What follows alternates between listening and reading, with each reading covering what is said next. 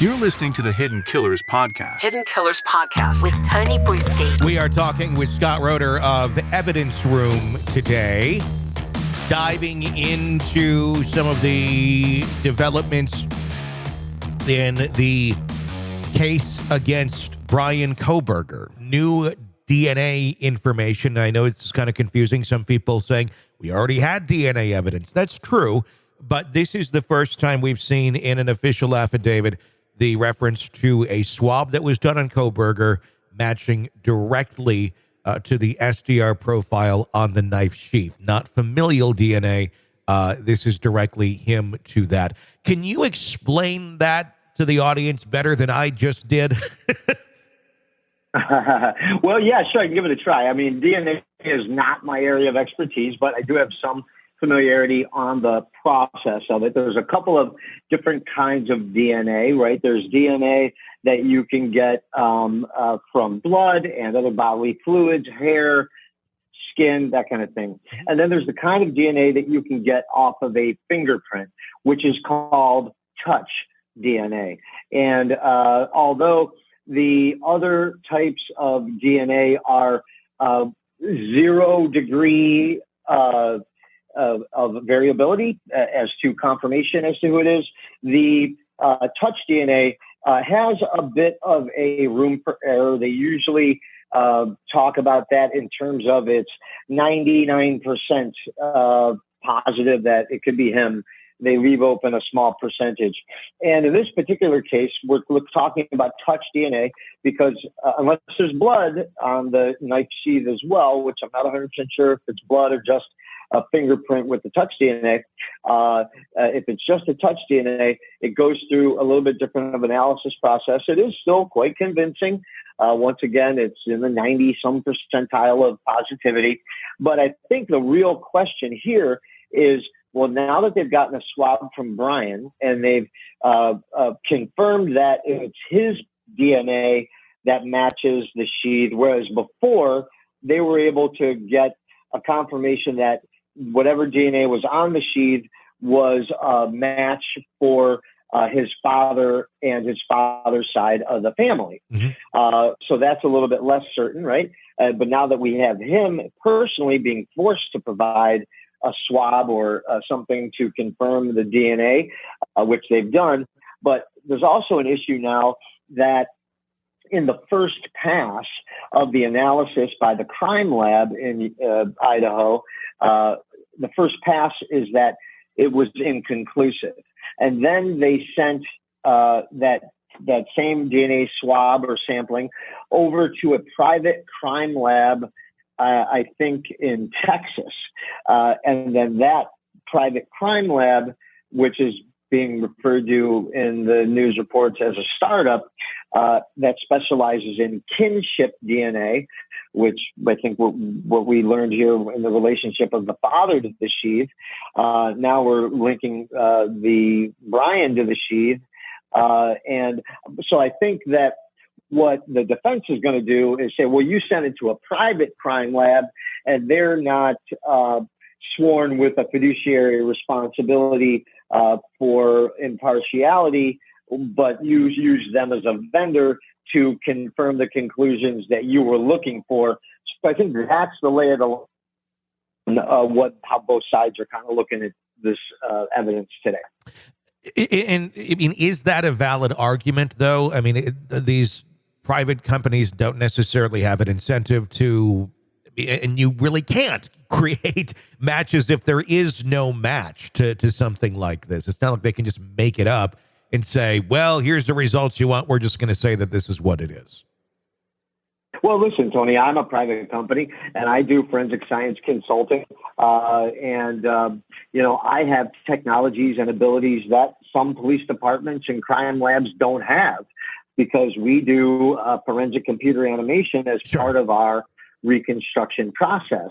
And I don't know of any law department other than possibly the FBI that provides in-house forensic animations of reconstructions. Mm-hmm. And so certainly I feel like I can remain impartial and I do my best. Listen, if I have, I can only speak for myself as a private consultant, and I can't speak for anybody else, but I assume that most people strive in a private consulting forensic business to have that impartiality, and are not afraid, like I'm not afraid, to go to a client and say, hey, listen, these results are not favorable to your case. And you have to be honest about that, because at the end of the day, I have no stake in a conviction or an exoneration personally, but I do have a stake in my credibility moving forward as a private consultant. So, Sure. Although there are, I think, historically private consultants that have been maybe manipulated out of the pursuit of money and or favor to do things.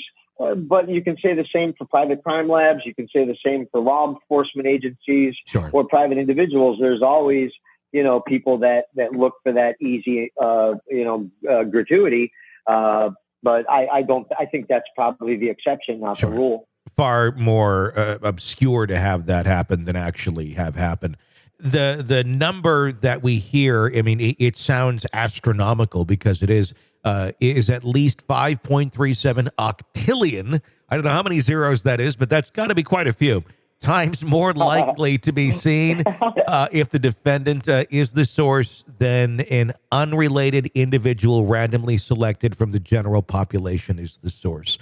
Am I understanding, is the public understanding this incorrectly? But 5.37 sounds, octillion sounds like a ridiculous amount of odds to have this be anyone other than him. Yeah, it sounds like the speed limit of an interstellar spacecraft. Do not exceed 5.8 octillion miles per hour, right? Yeah. Yeah, it's an astronomical number. Essentially, in the world of science, there's a few things that we're trained not to say, like there's no possibility, it's 100%, that type of thing, right?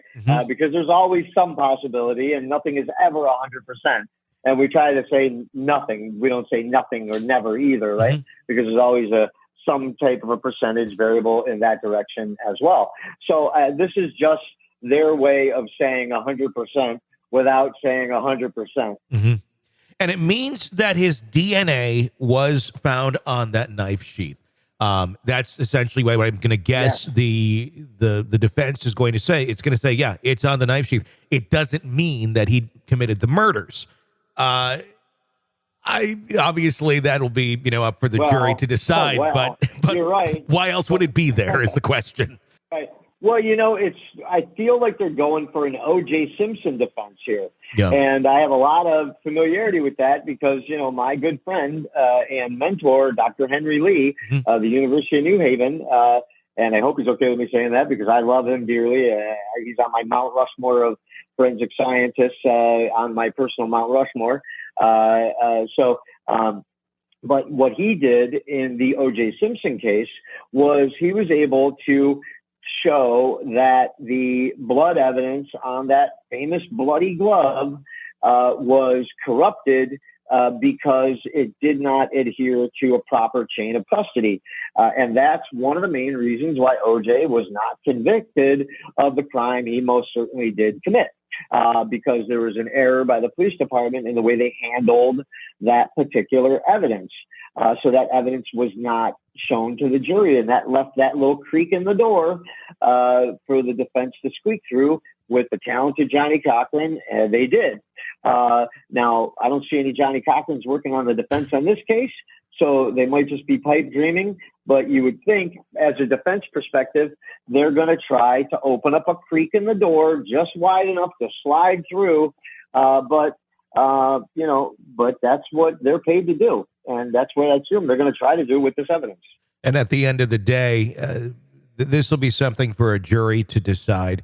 But is this a turning point of the investigation to have this kind of confirmation made on the DNA and the 5.37 octillion or whatever number it is? I mean, I can only equate it to a very tragic event in my life, and that's when Michael Jordan crossed over Craig Elo, stepped back, stuck his tongue out, and won the game with a 3-pointer with 0 on the clock when the Bulls beat the Cavaliers to go to the NBA championship.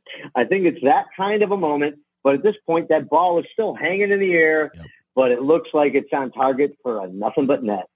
You're locked into the Hidden Killers podcast. Want more? Start binging on all of our true crime podcasts right now through Apple Podcasts and get an ad-free experience when you sign up to be a True Crime Today Premium Plus member, exclusively on Apple Podcasts. More of the Hidden Killers podcast, dropping soon. Press subscribe now.